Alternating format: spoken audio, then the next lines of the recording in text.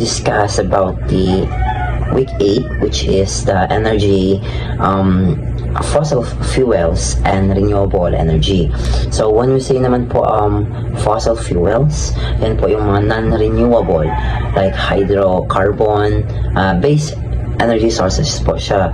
Primarily, yun yung like coal, oil, and natural gases. Yan yung mga fossil fuels na ginagamit araw-araw, especially dito sa Pilipinas. Crucial po siya dito sa Pilipinas, lalo na yung mga natural gas na ginagamit sa pang-araw-araw pang-araw-araw. Yung coal naman ay yung crude oil, yan yung kino-convert nila into gas, natural gas. Nagagamit din ito sa mga big companies like sa mga nuclear companies. Ang negative impact lang po dito is lumalabas yung usok papuntang atmosphere. Yung usok naman po is yun yung carbon dioxide na nare-release niya and na-inhale natin, which is hindi siya natural sources ng ating earth. So balik kumbaga negative impact siya kasi yung ink nun is parang natatrap niya yung sa atmosphere, kaya hindi yung ink sa sunlight hindi lumalabas, natatrap na lang din siya kasi yun nga, due to our yung mga ganyang activity activity like power plant, ganyan, like sa mga fossil fuels. So ginagamit po yun siya pang araw-araw. So when we say naman na renewable energy, yan yung mga like landmill na ginagamit. Okay, when we say renewable energy naman po, ito yung power derived from natural, like from natural po siya, natural, like self-replenishing sources that do not run out, like such as sunlight, wind, and water. So yung sa renewable energy naman po, yun yung like for example mga windmill, like yun yung mga natural sources of energy na nagagamit, na nare-renew yung energy, like hindi na kailangan mga any kinds of mga negative impact about hindi na, what I mean is hindi na kailangan ng mga like mga magamit pa ng mga nakasira sa ating planeta. So meron po ang renewable energy, yun yung ginagamit natin siya for our electricity. Sa windmill makakuha na tayo ng sa like electricity sa renewable energy. Example na po dyan is yung windmill, solar system. Makakuha na po tayo dyan ng electricity, yun po.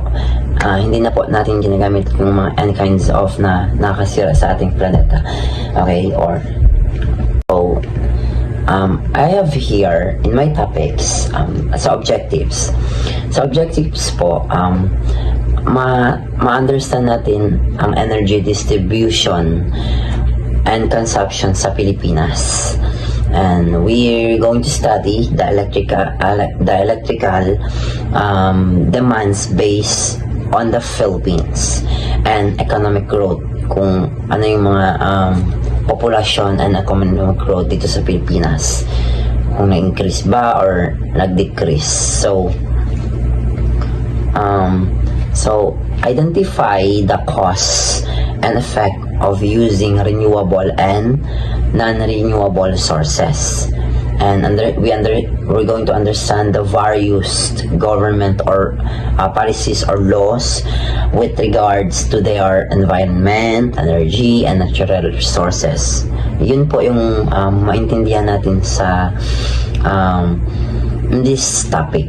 Okay, so the next slide is ito yung energy in the Philippines.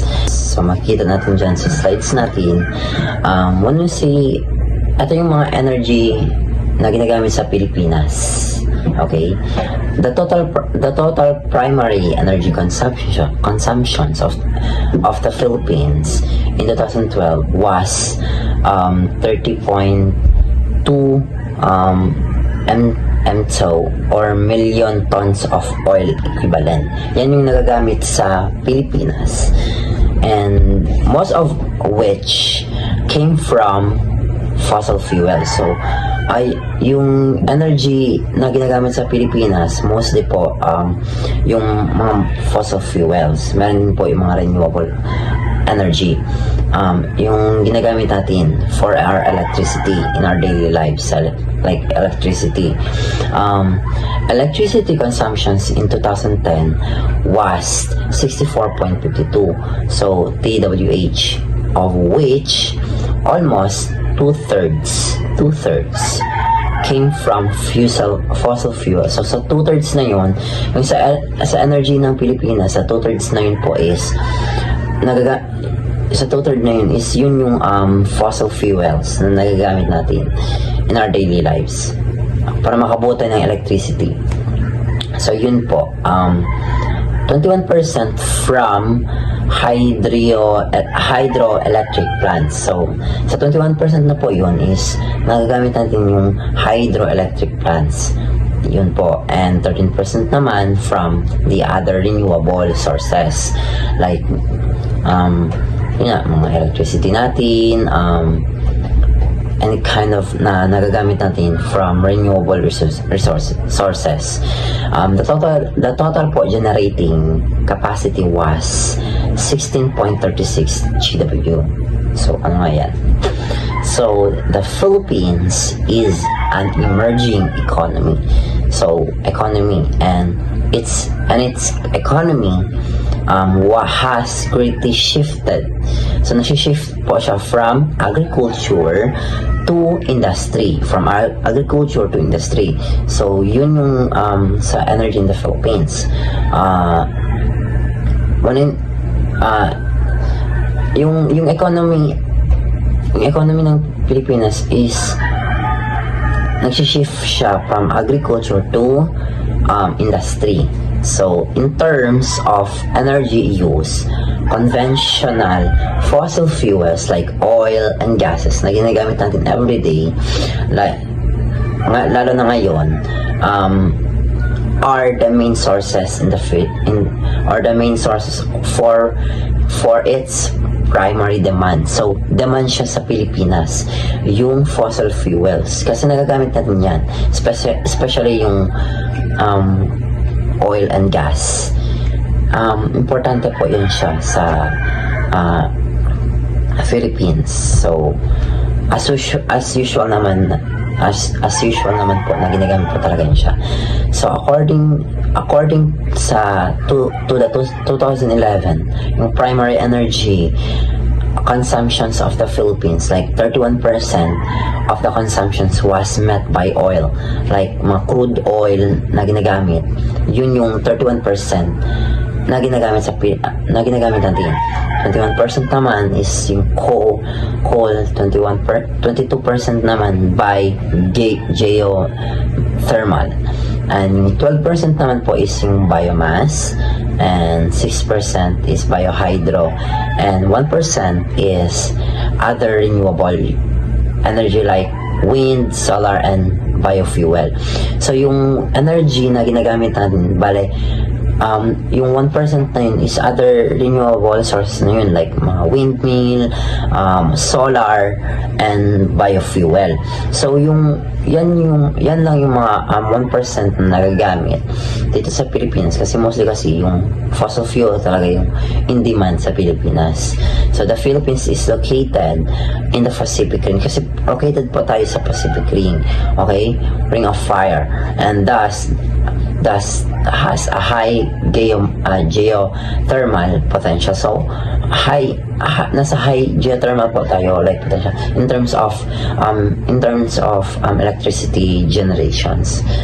So yung next naman po is yan yung 41.4% of the electricity demands is met by geothermal energy in the Philippines. So, yung 28% naman po is yung by coal na ginagamit for our energy sa Pilipinas. Yung 11.4% is by hydro, 15% is by natural gas, and 0.1% is by wind, like solar and biofuel. So, yan yung mga kadalasan na ginagamit dito sa energy in the Philippines. Okay? So, in terms naman of installed capacity for power generation, so, ang 63.2% is ang yung hydro, yung 35.1% is yung geothermal, and yung 1.1% is yung biomass, and yung 0.6% is yung by wind, and 0.1% yung solar. Yun.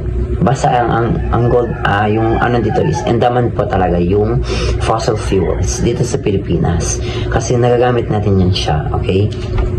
Okay, so the populations in the Philippines is over 101 million people. So, yung populations na dito sa Pilipinas is umaabot na po ng 101 million of people. And as a rapidly developing nations has seen in rapid increase in GDP. So, averaging 6.1% from the 2011 to 2015. So, yung energy naman intensive. So, manufacturing and retail industries are the driving factors of the Philippines na economic growth. So, tumataas po yung economic growth sa Pilipinas. Pag tumataas yung population sa Philippines, tumataas din po yung economic growth. Yun lang po yun. So, given its large populations and rapidly growing, tumataas po yung economy. A country's energy needs are significant and growing rapidly. So, yeah. And according to the Philippines Department of Energy, the Philippines consumed 75,266 gigawatt hours. So, nakakonsume ng mga kada tao yung 75,266 gigawatt of electricity noong 2013. Okay, of this 27 next slide po, of this 27.39% is yung went to powering residential areas. Yung sa mga yung 27.39% yun yung mga sa residential areas na ginagamit nila yung energy sources dito sa Pilipinas. And yung 24.31% is yung mga commercial establishments like mga buildings or yung mga mga other company ng mga big companies. Yung 27.46% yun yung to the industrial sector, yung mga ginagamit sa mga with that yung 72.84% of electricity is energy being consumed by Luzon. Sa Luzon po yung nakakonsume yung malaking percentage. And yung 14.75% naman is yung sa Visayas. And dito naman po sa Mindanao is 12.41% naman po by Mindanao in noong 2013. So, yun lamang po ang aking part dito po sa topics. And ang other colleagues ko naman po is explain nila about yung sa electricity ng Pilipinas or yung sa renewable sources ng Pilipinas. So, yun lamang po. I hope na maintindihan niyo po ang aking sinasabi about sa week 8, yung energy and or yung fossil fuels and renewable energy. So, importante po talaga yung fossil fuels or in demand po yung fossil fuels dito sa Pilipinas. Kasi nagagamit po siya in our daily lives. Like mga electricity, other kind of, na nagagamit natin. Especially yung sa fossil fuels, yung mga crude oil and coal and yung gas na nagagamit po talaga yun siya na daily lives. So yung renewable energy naman po is yun yung mga power renewable energy like mga solar energy, wind energy na hindi na natin nagagamit ng any kind of na nakasira sa atmosphere, which is natural sources lang po siya pumapasok. Like yung sa solar naman na nakukuha niyo yung sunlight, which is pag natamaan siya sa solar is nagkakaroon na agad siya ng electricity. Sa windmill naman is pag natamaan siya ng hangin is nagkakaroon din siya ng energy. So mas goods yun siya kaysa sa fossil fuels, kasi nagkakaroon ng negative impact, which is yung lumalabas na white usok, yung carbon dioxide is na yan yung nare-release niya sa atmosphere, and yan yung nalalanghap natin yan yung nalalanghap natin, which is pag nakakasama siya sa ating katawan. So yun lamang po ang aking topic. With my other colleagues are going to explain that, and because we in our different videos presentation. So yun naman po, thank you so much, and yun po ang topic. So electricity in the Philippines. In 2013, the country electricity demand rose by 42.17% from 2012, reaching 75.266 GWh, and is expected to grow further with population and economic expansion. Fossil fuels dominate the energy mix, accounting for 73.56% of total needs due to low cost. Coal is the primary source, supplying 42.62% of demand in 2013. So as of March 2016, there were 32 coal-fired plants, mostly in Luzon and Visayas, with plans to add 25 more by 2030. So natural gas contributed 24.97% in 2013. So there were 13 facilities by March 2016, mostly in Luzon. So next is oil provided by 5.97% of energy in 2013. So while there were 212 oil power plants by March 2016, so they generate less power per plants compared to coal or gas. So ang pagtuloy daw na tumaas ang pangangailangan ng bansa sa kuryente dahil lumalaki ang populasyon at lumalawak ang ekonomiya noong 2013. So mas mataas ang demand ng kuryente kumpara noong 2012 na nangangulugan ng mas maraming bahay, negosyo at industriya ang nangangailangan ng kuryente.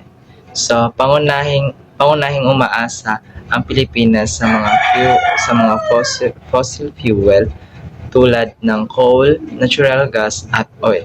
So dahil mas mura ang mga ito at maaring makagawa ng malaking halaga ng kuryente. So sa kabilang ito ang carbon ang pinakamalaking pinagkukunan ng kuryente sa bansa. So dito is maraming coal-fired power plants ang naitayo. So lalo na sa Luzon at Visayas. So dahil ang coal ay patuloy na nakakapagbigay ng kuryente. So ang carbon naman daw ay nagdudulot din ng populasyon at nakakatulong sa pagbabago ng climate. So ang natural na gas naman daw ay ang pangalawang pangunahing pinagkukunan ng kuryente. So gumagawa ito ng mas malinis na energy kaysa sa carbon. So ngunit ang mga pasilidad ay kadalasang matatagpuan sa Luzon. So ang mga planta naman daw ay pinapagana ng langis ay may aambag lamang ng maliit na halaga ng kuryente. So kahit na marami ang mga planta ng langis ay ang mga ito ay gumagawa ng mas kaunting power at kadalasan ay mas mahal pa sa pagtatakbo. So para sa akin is ito ay pinakamahalaga ng kuryente para sa pambansang Pilipinas, sa pabansa natin.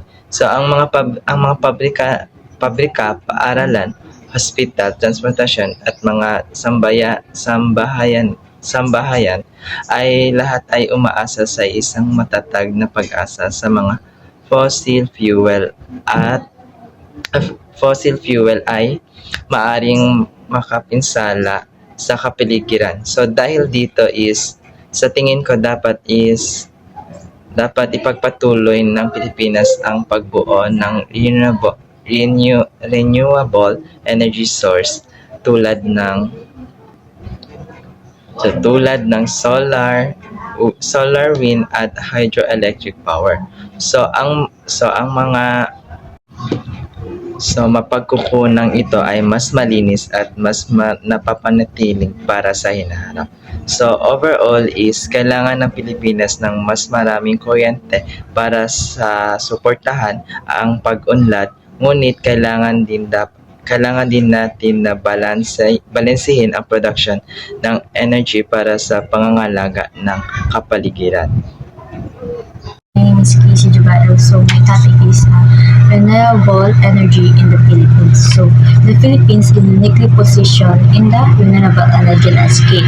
So because it sits on a Pacific ring of fire. So this give a massive natural advantage in geothermal energy. So while many countries are just starting their green journey, so the Philippines has been a global leader in the Pacific renewable sector for decades. So now we have electricity production. So renewable energy, we call RE, currently account for highly 21% to 29% of country energy mix. So while solar and wind get a lot of headlines, ibig sabihin ang paggamit ng renewable energies or RE sa bansa natin ay hindi lang siya basta trend lang. So mahalagang bahagi din ito sa ekonomiya natin dahil sa ating geography. So when we say electricity production, so ito yung mga when we say electricity production, ito yung pinanggagalingan ng mga kuryente natin. So renewable energy renewable energy, siya yung mga bumubuo ng mga halos nasa 20 to 30% plus ng kabuuang kuryente sa buong bansa natin. So we have the geothermal and hydropower. So itong dalawa to, sila yung main player. When I say sila yung main player, parang sila yung nasa ring of fire. So nasa ring of fire yung bansa natin kasi sa planet. So geothermal and hydropower. So ito yung mga main player kasi nasa ring of fire tayo. So yung init na mula sa lupa, yun yung geothermal. And yung mga tubig sa dam or sa mga ilog, yun yung hydropower. So sila yung nagbibigay ng steady na kuryente sa atin. So, solar, wind, and biomass. So, ito naman yung mga sinasabi nilang solar, wind, and biomass. So, ito naman yung mga sinasabi nilang rising stars. So, kasi mas marami na ang mga solar farm na ginagamit sa Batangas at yung wind turbine din sa Ilocos. So, electricity threats. Bakit ganito yung mga presyo na electricity or bakit ganito yung presyo kuryente? So yung singil sa kuryente ay nakadepende siya sa kung paano mo binubukwenta o unbounded. So, ibig sabihin is paano mo siya ihiwalay ang bayad. So on building rates like 2.97 to 5.61 Philippine cents. So parang parang resibo lang siya sa grocery natin. Parang ina-unbundle natin, ina-unbundle natin, na-undan mo yung bayad lang. Parang hinihiwalay mo yung mga bayad sa yung bayad, for example, sa paggawa ng kuryente. Hiwalay yung bayad nila sa pagdala ng kuryente mula sa inyo to town to sa province. Hiwalay din yun. Tapos yung bayad din sa local provider like mga Meralco or electric cooperatives. So, para makarating lang sa bahay nyo yung kuryente. So, nakahiwalay-hiwalay yun yung bayad. Pero, kapag makikita natin yun siya sa resibo ng Meralco, kapag pupunta sila sa bahay natin siya, tapos may naibigay sa resibo, andun yung mga bayad na kailangan natin bayad. And nakikita din yung total ng mga presyo na kailangan natin ibayad. Kasi nga yung electricity rates, yun yung parang iniiwalay or yung unbounded unbunding rates. So parang iniiwalay natin yung mga bayad. So may kanya-kanyang bayad yung mga yun. So time of use or TOU. So nasa 2.10 to 7.21 ay 2.10. So time of use or TOH. So nasa 2.10 to 7.25 Philippine cents na Philippine cents, like dito so parang dito nagbabago yung mga presyo depende sa oras or sa paggamit. So for example, yung peak hour or mas mahal or mas malaki yung bawas sa kuryente kapag tanghali o gabi natin ginagamit. Kasi mas madami tayong gumagamit sa gabi. So mas madami tayong ginagamit sa kanto, ganyan, charge, ganito. So mas madami bawas o mas mahal ang presyo sa gabi or tanghali. Kasi nagamit na natin yung mga ilaw, ganyan, electric fan. So peak hour naman or parang mas mura lang or parang hindi na masyadong mahal ang pagdaos ng mga kuryente natin kapag sa madaling araw. Kasi nga, ilaw na lang, ganito na lang, electric fan, late nights, mga ganyan. Yun lang mga binabawas. So, perfect din to siya sa mga factories na gustong makatipid din. So, sa Luzon, pinakamahal doon at mataas yung demand na madalas na gumagamit ng imported na fuel doon. Mas mahal doon sa Luzon kasi nga ang dami mga doon, mga buildings, tapos kanya-kanyang kuryente, di ba? So sa Mindanao naman is mura lang, mas mura, kasi nga maraming source na murang hydroelectric.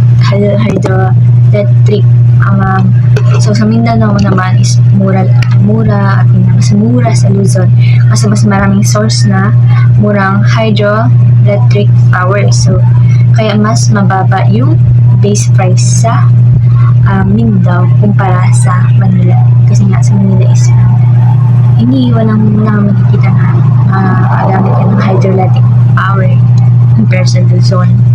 Kasi sa Luzon, pwede lang maglagay ka lang ng solar. Kan ka lang ng ilaw. So, in conclusion, the energy situation in the Philippines represent a balance between natural potential and practical costs. So, to cheaper electricity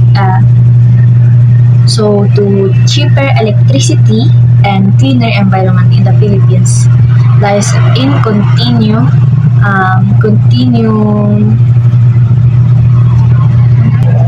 to cheapest electricity and cleaner environment in the Philippines lie in continuement in renewable energy.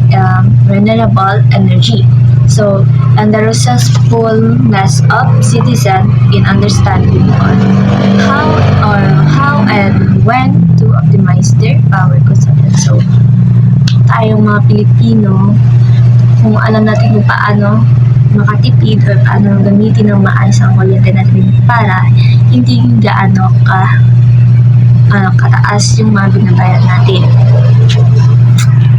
Thank you. Good day everyone! So my topic is about the government policies and the use of the renewable energy in the Philippines. Government policy. So the Philippines government support renewable energy development. So they give an incentive tax which are tax holidays. So which means a period where a company does not pay tax for a few years. So ibig sabihin, parang break sa pagbabayad ng tax to help business to grow.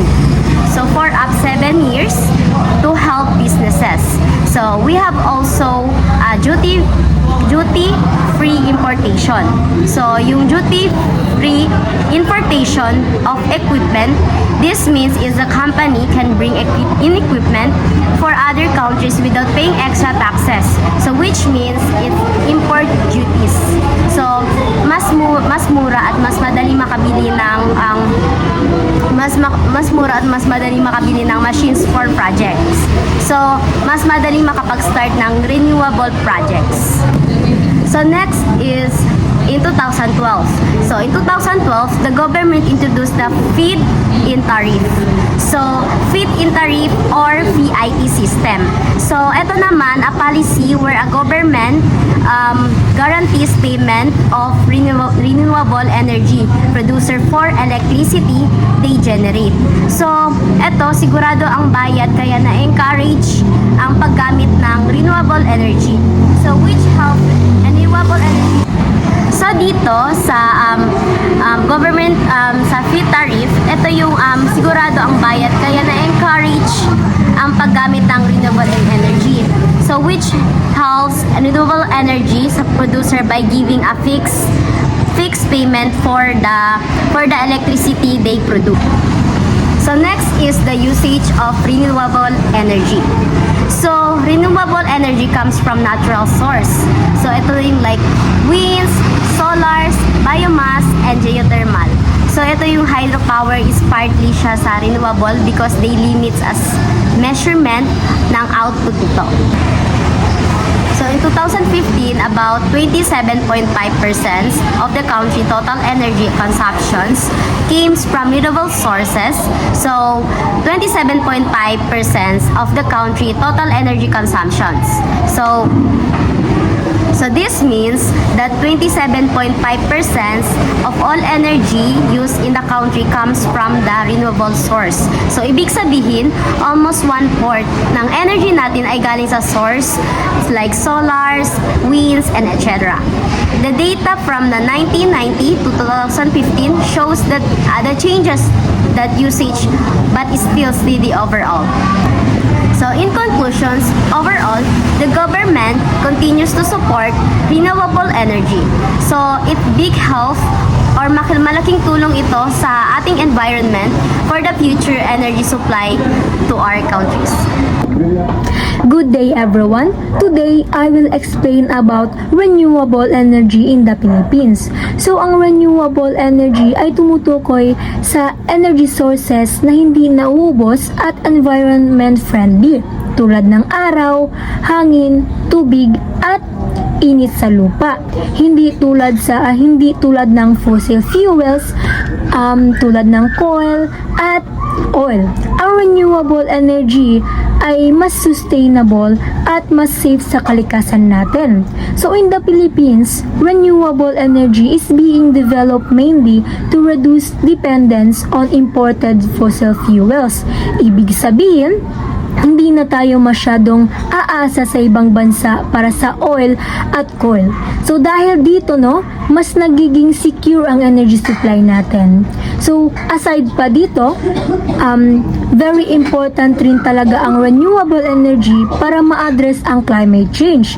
Alam naman natin ang Pilipinas ay isa sa mga bansang most vulnerable sa epekto tulad ng malalakas na bagyo, pagbaha at pagtaas ng sea level.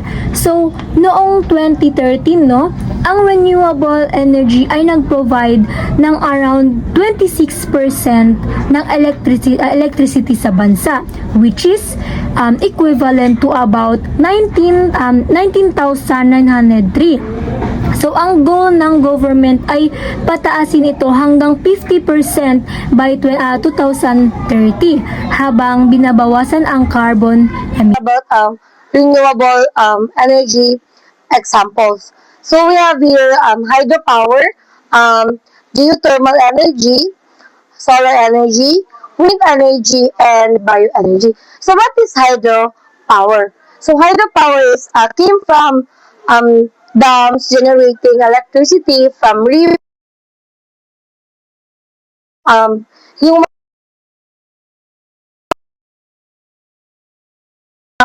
water flows, yun na yun yung nakikita natin commonly if magpunta tayo doon. Yung mga dam doon, yung dam na malaki, gano'n. Yun siya, yung parang may filter yun siya sa loob na pinokolect ng parang machine sa loob kapag naga-flow yung water sa ilalim. Parang naga-convert yung water flow into electricity. So, pwede din yun siya makasave paraan, kagaya sa mga init, ganyan. Also, yung water, it can help also to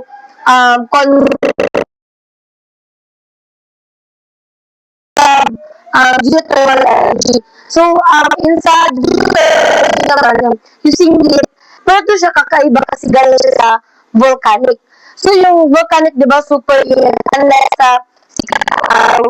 So, sa naman, sa volcanic, mas maganda yung makukuha natin kasi super, parang konting pa lang, quality na galing sa init ng volcanic, mako-convert na siya into electricity. Pero meron din siya, kung magtatanong ka kung paano yung na-filter, meron din siya yung paano ma-filter yung init ng volcanic para ma-convert into electricity or energy.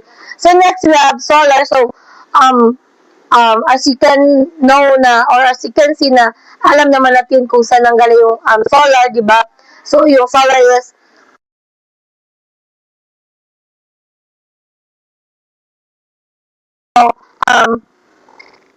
UV light kapag madilim.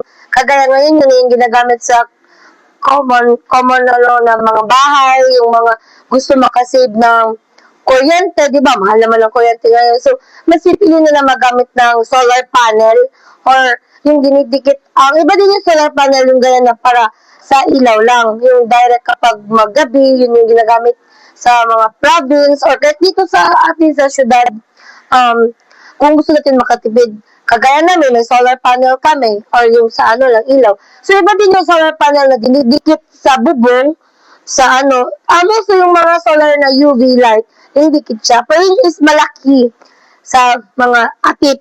So, nag-convert yun siya, kung yun siya ng init, meron yun siya yung parang plug, kung saan kung ilang yung measure na ng solar na sakop niya. So, good thing din yun kasi nga, lalo na madami kayo sa bahay na nagagamit ng mga electric gadget, yung mga electric stove, ganun sa mga aircon. Good thing nga siya is ganun para makatipid kayo. Ang naman, yung solar is direct to the sun siya na kinokollect. Not unlike sa so, pero dapat i-filter pa din. Same lang naman na i-filter. Pero yung pinakaiba lang nila is yung solar is direct from the sun. So, next we have wind energy. So, alam ko yung some of people na alam na nila yung wind. Meron yan place na saan yung may mga windmill. Also, yun din yung nagano sa kanila sa ibang lugar, pero hindi lang din siya sa Philippines. Ano siya sa, ano ba yan? Sa hangin, parang kinokollect din ng hangin, converting into electricity or energy. Good thing din siya na makatipid tayo sa electricity, di ba? So next, biomass energy. So sa biomass energy using waste like rice, husk, or coconut shells. So sa coconut shells, ito parang pinifilter nila from mga plants, yung pagsusunog nila, burning, ganon, yung init din nun, or yung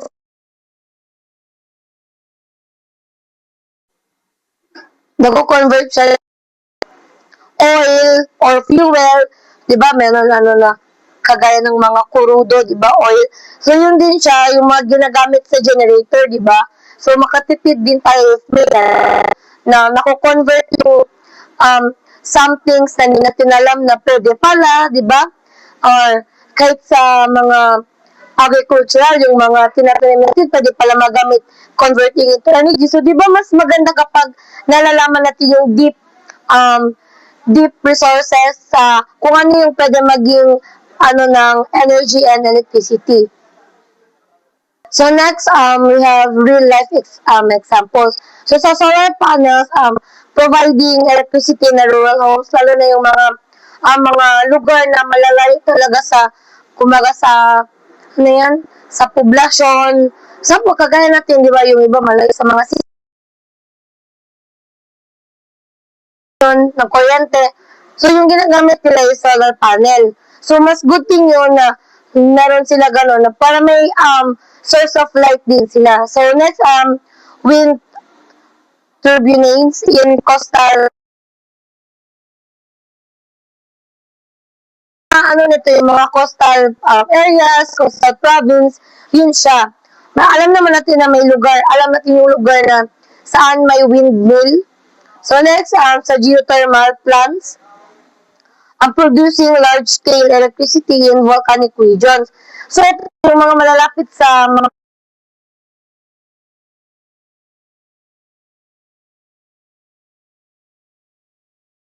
volcanic areas. Yung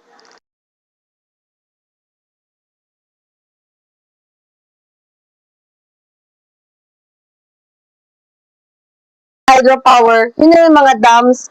So, yung electricity to cities. So, mayroon din mga dams sa mga dams na mga water supply ng mga electricity na ginagamit natin or napapadpad sa may dam kami doon sa province. So, kung saan yung malapit, yun yung mga consume. So for the farmers using agricultural waste as a fuel for energy. Yun na nga some of farmers using it for recycle na pwede pa pakinabangan na mako-convert siya into energy production such as fuel, pwede siya maging fuel natin. So pwede natin siya magamit sa some of bagay kagaya ng generator, 'di ba? Mostly mga kurudo yan or tinatawag din kurudo. So yun yung siya na dapat so as human being you also think na dapat yung malawak yung isipan mo na kung ano yung mga things or bagay na pwede pa i-recycle para makasave. Kasi nowadays some products are so super expensive lalo na 'di ba? We experience um high high price of gas, also sa foods kasi 'di ba hindi lang naman sa fuel kasi some of naga-produce or naga-deliver ng foods natin is also using gas or fuels. So syempre hindi lang sa gas, also sa ibang mga binibenta or binibili natin cost expensive price. So yun siya, we should think wise and kung ano pa, pwede tayo mag-help paano mag-recycle ng things or even though foods. So, para makatipid tayo. Is increasing the use of renewable energy to reduce the dependence of fossil fuels. which cause pollution, climate change, the unstable fuel price, like what I've said earlier, na hindi um, palagi stable yung price ng fuels, or not just fuels, also sa mga bagay-bagay na kailangan natin bilhin, sa food, clothes, mga ano yan, hardware na mga things natin, ganyan. So, lahat siya, hindi siya unstable price. So, dapat expect na natin to na hindi tayo mag-expect always ng stable yung price kasi nga pabago-bago siya kung saan nanggagaling yung mga bagay-bagay, kagaya ng gas, ng foods, kasi nilang naman siya dito sa cities nang galing siya sa province, tinatanim, ganon. Then, yun na nga, stable fuel price. So, several laws, such as the Electricity Power Industry Reform Act 2001. So, sa Biofuels Act 2006, sa Renewable Energy Act 2008, and Climate Change Act 2009. These are support these ships. This is also important because the Philippines is highly vulnerable to climate change effects like flooding. So yun na nga, we can help para ma-prevent yung pag-high cost, or para naman mabawas-bawasan yung mga expenses natin, na yun na nga, paano tayo makahelp sa other people, using solar, ganon, or sa mga agricultural farmers, kagaya ng ibang may mga families na farmers, na pwede natin silang ma-help na ma-lessen yung work nila, or matulungan na para mas mapabilis yung work nila. So, yun yung important things na dapat malaman natin. Kagaya ng sa flood, di ba? Also sa rising sea levels and the extreme weather. Sa extreme weather, di naman natin masabi na ngayon ulan, or bukas mainit, ganyan. Hindi natin masabi na paano na if palagi mainit ang weather natin, di ba? Ma-dehydrate tayo. Next, if palaging ulan, di ba? Di naman lahat ng makalabas, ganyan. So next, it is also reliefs heavily on imported coal and oil, making it energy supply unstable and expensive. Yun na nga, expensive ang lahat ng things, not just sa electricity, also sa foods and sa mga prices. So for the background, it helps improve energy security by using local sources like what I've discussed earlier, the geothermal, hydro, solar, wind, and biomass, especially in rural electrification and reducing Bawasan ang pollution. carbon emission. So now, let's talk about the main sources of renewable energy sa Pilipinas. So first, hydropower, geothermal energy, wind energy, and lastly, biomass energy. So, sinusuportahan ng gobyerno ang renewable energy na sa pamamagitan ng mga batas tulad ng Renewable Energy Act of 2008 na nagpo-promote ng paggamit ng energy, ng clean energy. And Climate Change Act of 2009 na tumutulong sa mga programa laban sa climate change. So, ang renewable energy is very important for the Philippines because it helps protect the environment, reduce dependence on imported fuels, and improve long-term energy sources or security. Thank you.